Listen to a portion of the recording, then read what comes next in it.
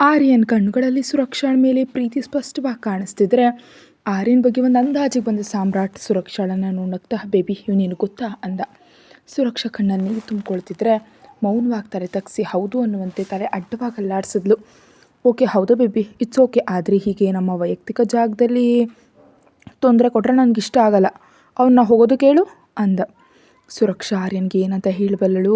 ಕಾಲೇಜಿನಲ್ಲಿ ಇಷ್ಟು ವರ್ಷಗಳಿಂದ ತನ್ನನ್ನು ಎಷ್ಟೋ ಪ್ರೀತಿಯಿಂದ ನೋಡ್ತಿದ್ದ ಆರ್ಯನ್ ಕಣ್ಣುಗಳು ಇಂದು ತನ್ನನ್ನು ಪ್ರಶ್ನಿಸ್ತಿರುವಂತಿವೆ.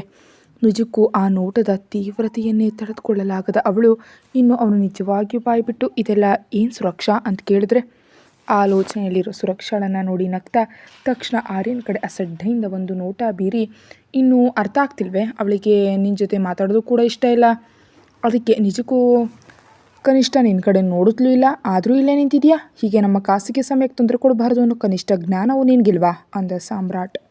ಸಾಮ್ರಾಟ್ ಹಾಗಂತಿದ್ದಾನೆ ಎಂದಲ್ಲ, ಆದರೆ ಸಾಮ್ರಾಟ್ ಹಾಗಂತಿದ್ರೂ ಕೂಡ ಸುರಕ್ಷಾ ಸುಮ್ಮನೆ ನೋಡ್ತಿದ್ದಾಳೆ ಅನ್ನೋ ನೋವೇ ಆರ್ಯನ್ ಮನಸ್ಸನ್ನು ಚೂರು ಚೂರು ಮಾಡ್ತಿರಲು ಮೌನವಾಗಿ ಅಲ್ಲಿಂದ ಹಿಂದಕ್ಕೆ ತಿರುಗ್ದ. ಹೋಗ್ತಿರೋ ಆರ್ಯನ್ ನೋಡ್ತಾ ಕುಹಕದ ನಗೆಯೊಂದಿಗೆ ಅವನಿಗೆ ಕೇಳಿಸ್ಲೆಂದೇ ಬೇಕಂತೆ ಸುರಕ್ಷಾ ಜೊತೆ, ಸುರಕ್ಷಾ ಡಾರ್ಲಿಂಗ್ ಹಿಂದೆ ತುತ್ತು ಕೊಟ್ಟೆ ಅಲ್ವಾ, ಇವಾಗ ಮುತ್ತು ಕೊಡು ಅಂದ ಸಾಮ್ರಾಟ್.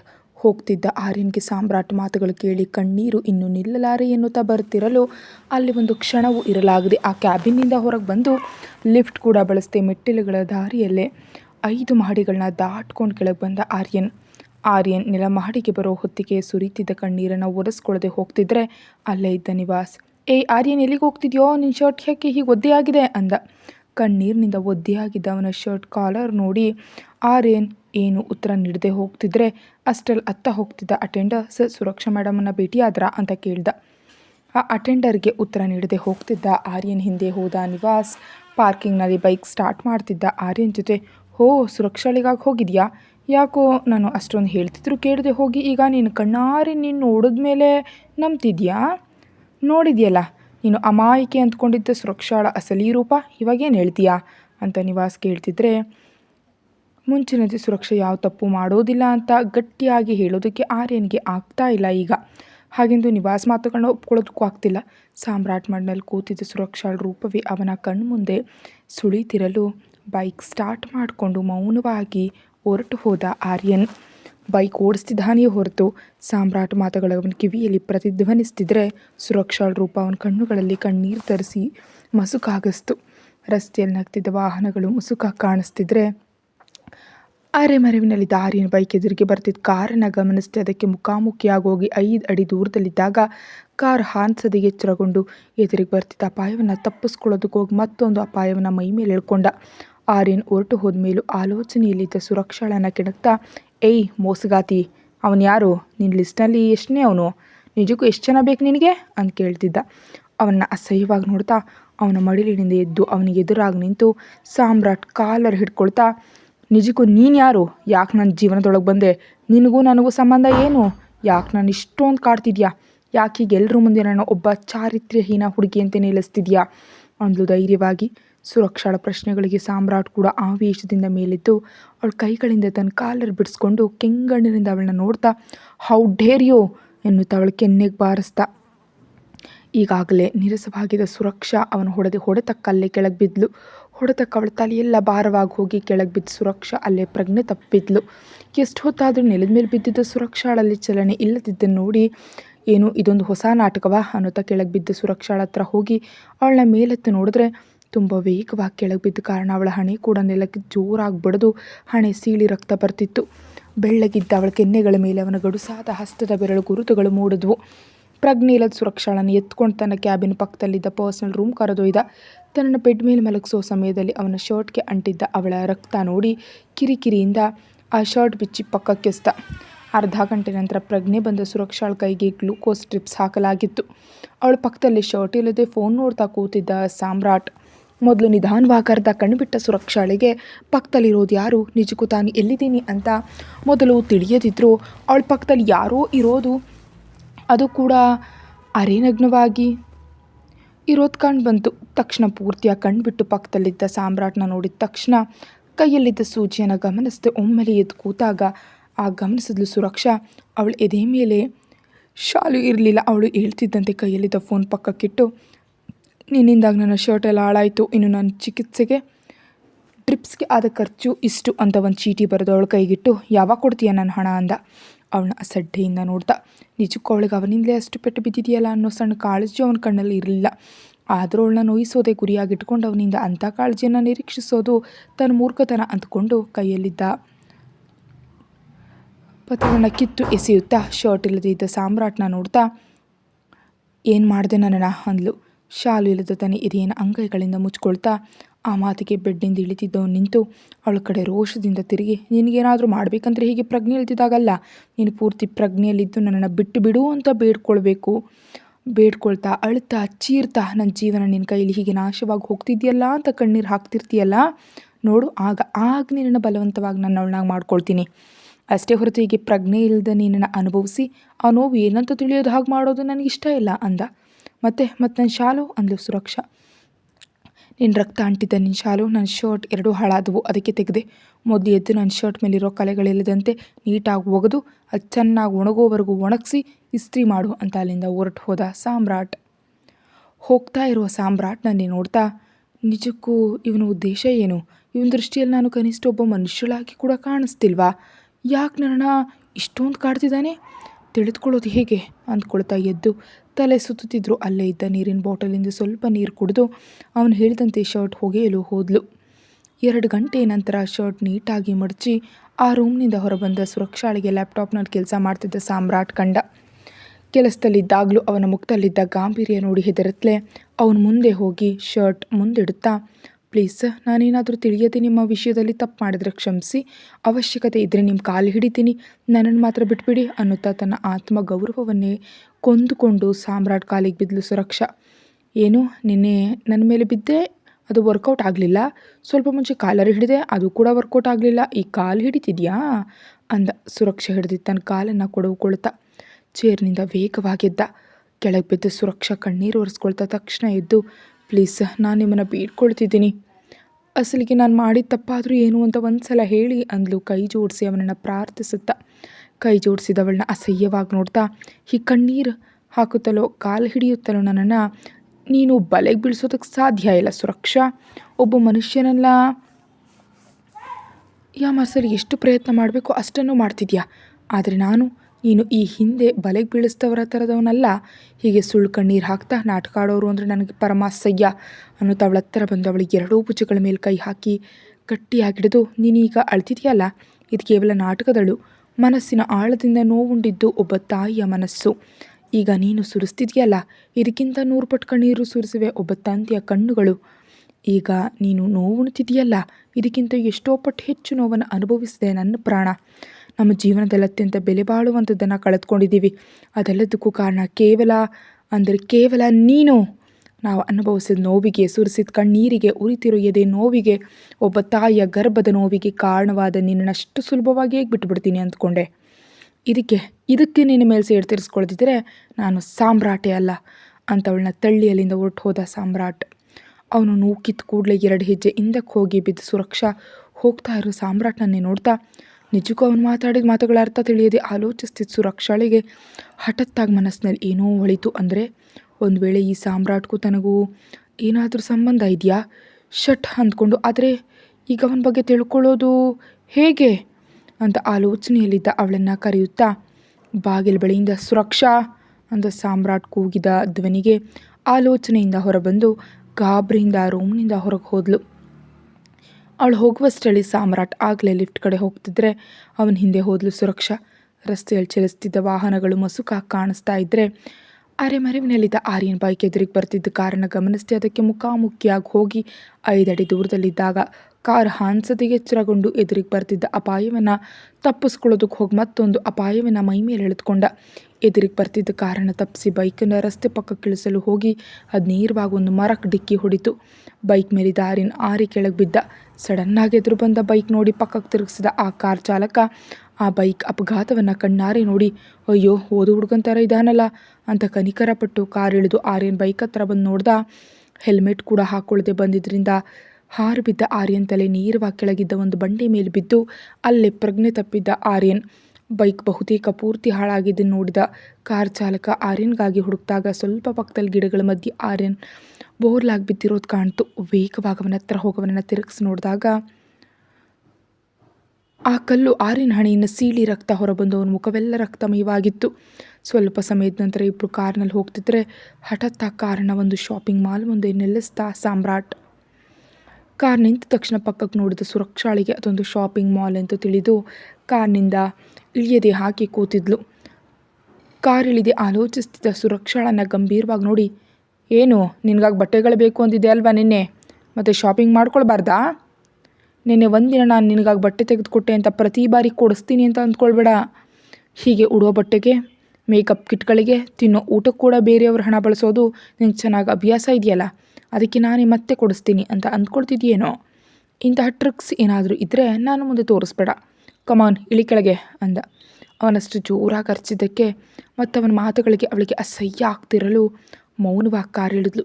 20 ನಿಮಿಷಗಳ ನಂತರ ಶಾಪಿಂಗ್ ಮಾಲ್ನಲ್ಲಿ ಸುರಕ್ಷಾ ತುಂಬ ಆಯ್ದು ಹಾಗೆ ಕಡಿಮೆ ಬೆಲೆ ಚೂಡಿದಾರ್ಗಳನ್ನ ಮಾತ್ರ, ಅದು ಕೂಡ ಬಹಳ ಲಿಮಿಟೆಡ್ ಆಗಿ ತಗೊಳ್ತಿದ್ರೆ ಸಾಮ್ರಾಟ್ ಅವಳ ವಿಚಿತ್ರವಾಗಿ ನೋಡ್ದ. ಆ ನೋಟದ ಅರ್ಥ ಏನಂತ ಸುರಕ್ಷಾಳಿಗೆ ತಿಳಿತಿರಲಿಲ್ಲ. ಅರ್ಧ ಗಂಟೆ ಕಾಲ ತನ್ನ ಕಾಲೇಜಿಗೆ ಕ್ಯಾಶುವಲ್ ಚೂಡಿದಾರ್ಗಳು, ಒಂದು 4 ನೈಟ್ ಡ್ರೆಸ್ಗಳು 3 ಜೊತೆ, ಇನ್ನು ಕೆಲವು ಪರ್ಸ್ನಲ್ ವಸ್ತುಗಳನ್ನ ತೆಗೆದುಕೊಂಡು ಬಿಲ್ ಮಾಡಿಸ್ತಿದ್ರೆ ಪಕ್ಕದಲ್ಲಿದ್ದ ಸಾಮ್ರಾಟ್ ಅವಳು ತೆಗೆದುಕೊಂಡ ಬಟ್ಟೆಗಳನ್ನ ಮತ್ತು ಬಿಲ್ಲನ್ನು ನೋಡ್ದ. ನಂತರ ಅವಳಿಗೆ ಅವಳ ತಂದೆ ಕೊಟ್ಟಿದ್ದ ಕಾರ್ಡ್ ತೆಗೆದು ಅಲ್ಲಿ ಬಿಲ್ ಪಾವತಿಸಿ ರಸೀದಿ ತೆಗೆದುಕೊಳ್ತಾ ಇದ್ದರೆ ಸಾಮ್ರಾಟ್ ಆ ರಸೀದಿಯನ್ನು ಕಿತ್ಕೊಂಡ ತಕ್ಷಣ ಅದು ನೋಡಿ ಮತ್ತೆ ಅವಳ ಕಡೆ ಒಂದು ನೋಟ ಬೀರಿ ನಗ್ತಾ ಹೊರಗೆ ಹೋಗ್ತಿದ್ರೆ, ಸರ್ ಒಂದ್ಸಲ ATMಗೆ ಹೋಗಬೇಕು ಅಂದ್ಲು. ಯಾಕೆ ಅಂತ ಕೇಳಿದೆ. ಆ ಮಾಲ್ನ ಕೆಳಮಹಡಿಯಲ್ಲೇ ಇದ್ದ ATMಗೆ ಹೋದಾಗ ಸಾಮ್ರಾಟ್ ಕೂಡ ಅವಳ ಜೊತೆಗೆ ಒಳಗೆ ಹೋದ.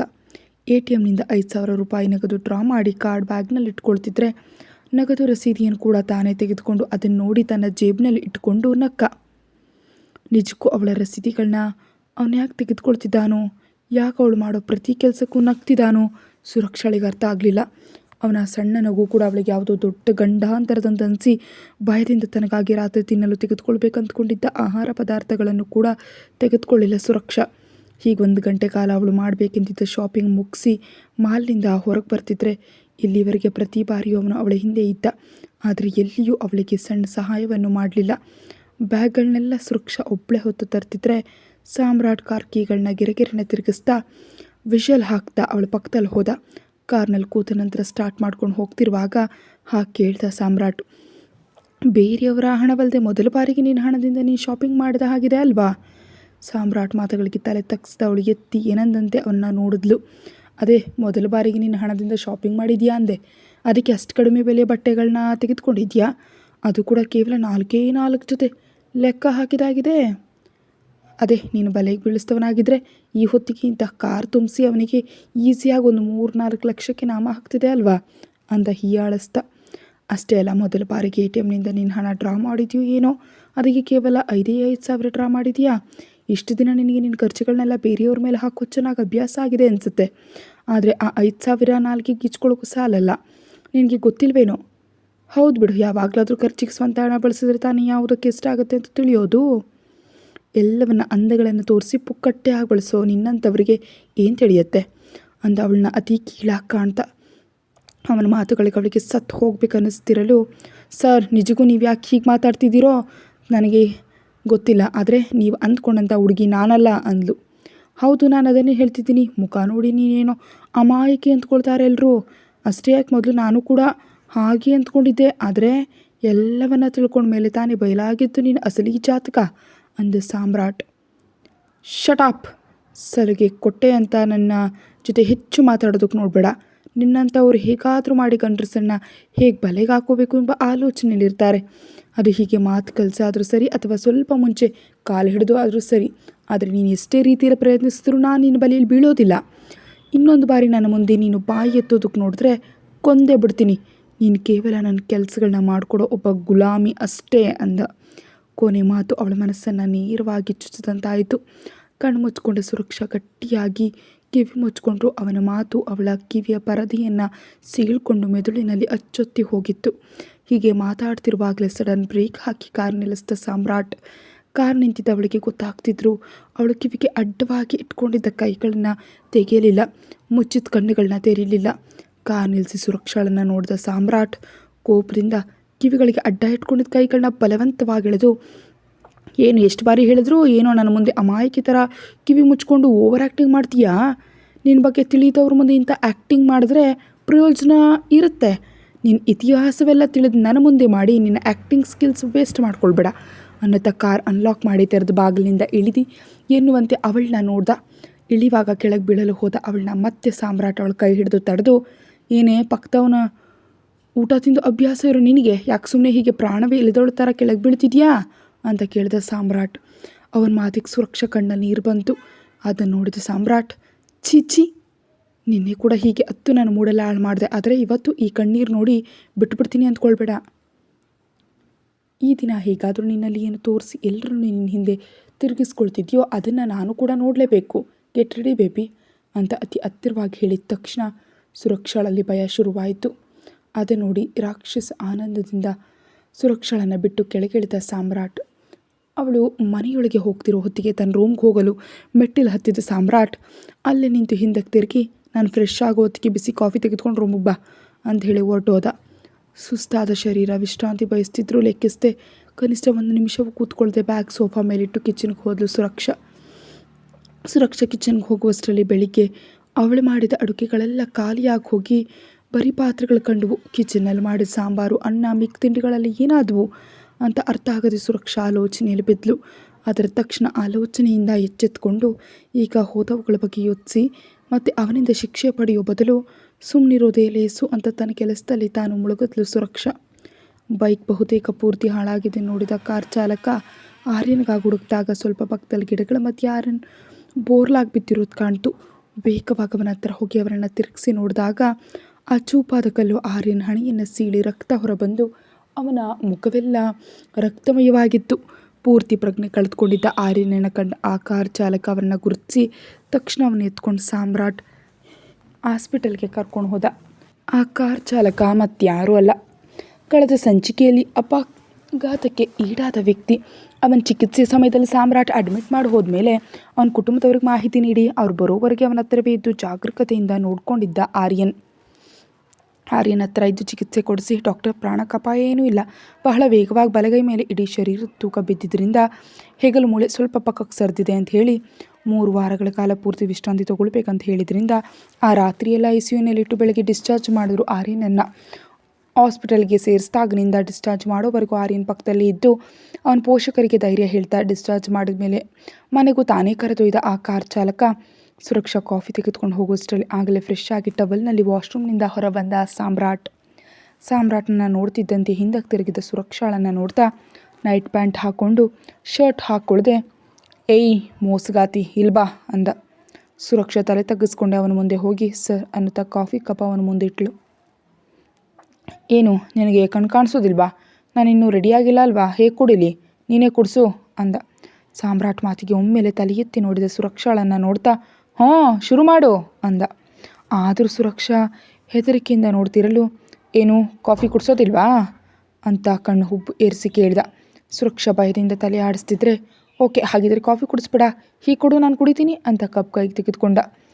ಸುರಕ್ಷಾ ಅಮ್ಮಯ್ಯ ಅಂತ ನಿರಾಳ ಆಗೋಷ್ಟರಲ್ಲಿ ಕಾಫಿ ಕುಡಿಯುತ್ತಾ, ಶರ್ಟ್ ಹಾಕು ಅಂದ ಸಾಮ್ರಾಟ್. ಹಾಗೆಂದ ತಕ್ಷಣ ಗಾಬರಿಯಿಂದ ಒಂದು ಹೆಜ್ಜೆ ಹಿಂದಕ್ಕೆ ಸಾಕಿದ್ಲು. ಸುರಕ್ಷಾಳ ಭಯ ನೋಡಿ ನಗ್ತಾ ಮುಂದಕ್ಕೆ ಬಂದು, ಏನು ಹಾಕೋದಿಲ್ವಾ? ಸುರಕ್ಷಾಳಿಗೆ ಉತ್ತರ ಕೊಡೋದಕ್ಕೂ ಕೂಡ ಭಯ ಆಗ್ತಿದೆ. ಏನು ಹೇಳಿದ್ರೆ ಮತ್ತೆ ಏನಂತಾನೋ ಅಂತ. ಪ್ಲೀಸ್ ಸರ್ ಅಂತ ನಡುಕ್ತಾ ಹೇಳ್ತಿದ್ರೆ ಕ್ರೂರವಾಗಿ ನಗ್ತಾ, ಏನು ಪ್ಲೀಸ್ ಅಂದ ಸಾಮ್ರಾಟ್. ಬಾಯಿ ಮುಚ್ಚು ಅಂತ ಜೋರಾಗಿ ಅರ್ಚಿ ಮೊದಲು ಶರ್ಟ್ ಹಾಕು ಅಂದ. ಅವನ ಕೂಗಿಗೆ ಬೆಚ್ಚಿಬಿದ್ದು ಅವಳು ಈಗಾಗಲೇ ಬೆಡ್ ಮೇಲೆ ಇಟ್ಟಿದ್ದ ಶರ್ಟ್ ತಂದು ಸಾಮ್ರಾಟ್ಗೆ ಹಾಕಿದ್ಲು. ಗುಂಡಿಗಳನ್ನ ಕೂಡ ಹಾಕಿದ ಮೇಲೆ ಖಾಲಿ ಕಪ್ ಕೈಗಿಟ್ಟು, ಬೇಗ ಫ್ರೆಶ್ ಆಗಿ ಬಾ, ನಿನ್ನೆ ಬೆಳಿಗ್ಗೆ ನೋಡಿದೆಯಲ್ಲ ನಾನು ಆ ರೂಮ್ನಲ್ಲಿರ್ತೀನಿ, ಬಂದು ಕೇಳಿದರೆ ಡಿನ್ನರ್ಗೆ ಏನು ಮಾಡಬೇಕು ಅಂತ ಲಿಸ್ಟ್ ಹೇಳ್ತೀನಿ, ಅರ್ಧ ಗಂಟೆಯಲ್ಲಿ ಡಿನ್ನರ್ ರೆಡಿ ಮಾಡು ಅಂತ ಹೇಳ್ತಾ ಕೂದಲು ಸರಿಪಡಿಸ್ಕೊಂಡು ಲ್ಯಾಪ್ಟಾಪ್ ತೊಗೊಂಡು ಬೇರೆ ರೂಮ್ಗೆ ಹೋದ. ಸುರಕ್ಷಾ ಖಾಲಿ ಕಪ್ನೊಂದಿಗೆ ಕಿಚನ್ಗೆ ಹೋಗಿ ಬರುವಾಗ ತಂದಿದ್ದ ತನ್ನ ಬಟ್ಟೆಗಳ ಬ್ಯಾಗನ್ನು ಮೇಲ್ ರೂಮ್ಗೆ ತೊಗೊಂಡು ಹೋಗಿ ಫ್ರೆಶ್ ಆಗಿ 15 ನಿಮಿಷಗಳಲ್ಲಿ ಅವನ ಮುಂದೆ ನಿಂತು ಸರ್ ಡಿನ್ನರ್ಗೆ ಏನು ಮಾಡಬೇಕು ಅಂದ್ಲು. ಹಿಂದಿಂದಂತೆ ಬಹಳಷ್ಟು ಅಡುಗೆಗಳನ್ನ ಮಾಡಿಸಿ ಕೇವಲ ಪುಲ್ಕ ತಿಂದು ಡಿನ್ನರ್ ಮುಗಿಸಿ ರೂಮ್ಗೆ ಹೋದ ಸಾಮ್ರಾಟ್ ತಿಂದು ಹೋದ ಮೇಲೆ ಡೈನಿಂಗ್ ಟೇಬಲ್ ಸರಿಪಡಿಸಿ ಪಾತ್ರೆಗಳನ್ನೆಲ್ಲ ತೊಳೆದು ಅಂದು ಮಧ್ಯಾಹ್ನ ಅರ್ಧ ಮಾತ್ರ ತಿಂದಿದ್ದ ಮೊಸರನ್ನ ಮಾತ್ರ ಹೊಟ್ಟೆಯಲ್ಲಿದ್ದ ಕಾರಣ ಹಸಿವು ಶುರುವಾಯಿತು ಅವಳಿಗೆ. ಅಲ್ಲಿ ಸಾಮ್ರಾಟ್ ಹೇಳಿದಂತೆ ಮಾಡಿದ ಅಡುಗೆಗಳನ್ನೆಲ್ಲ ಇದ್ದರೂ ಸಹ ಅದರಲ್ಲಿ ಯಾವುದನ್ನು ಮುಟ್ಟದೆ 1 ಗ್ಲಾಸ್ ನೀರು ಕುಡಿದು ಹಸಿವು ನೀಗಿಸಿಕೊಂಡು ರೂಮ್ಗೆ ಹೋದ್ಲು ಸುರಕ್ಷಾ ಹೋಗೋ ಹೊತ್ತಿಗೆ ಫೋನ್ ನೋಡ್ತಿದ್ದ ಸಾಮ್ರಾಟ್ ಅವಳು ಬಂದ ತಕ್ಷಣ ಫೋನ್ ಪಕ್ಕಕ್ಕಿಟ್ಟು ಬೆಡ್ಡಿಂದ ದೂರ ನಿಂತಿದ್ದ ಸುರಕ್ಷಾಳನ್ನು ನೋಡಿ, ನಿನಗೆ ಪ್ರತಿದಿನ ಪೊಟ್ಟಿಟ್ಟು ಕರಿಬೇಕಾ ಬಾಯಿಲಿ ಅಂತ ಗಂಭೀರವಾಗಿ. ಸುರಕ್ಷಾ ಮೆಲ್ಲಗೆ ನಡೆಯುತ್ತಾ ಬೆಡ್ ಹತ್ರ ಬರ್ತಿದ್ದಂತೆ ಅವಳ ಕೈ ಹಿಡಿದು ಎಳೆದು ಮಲಗಿಸಿ ಅವಳ ಪಕ್ಕದಲ್ಲಿ ಮಲಗಿದ ಸಾಮ್ರಾಟ್. ಕತೆ ಮುಂದುವರಿಯುತ್ತೆ. ಹೆಚ್ಚಿನ ವಿಡಿಯೋಗಾಗಿ ಚಾನಲ್ಗೆ ಮೆಂಬರ್ಶಿಪ್ ತಗೊಳ್ಳಿ.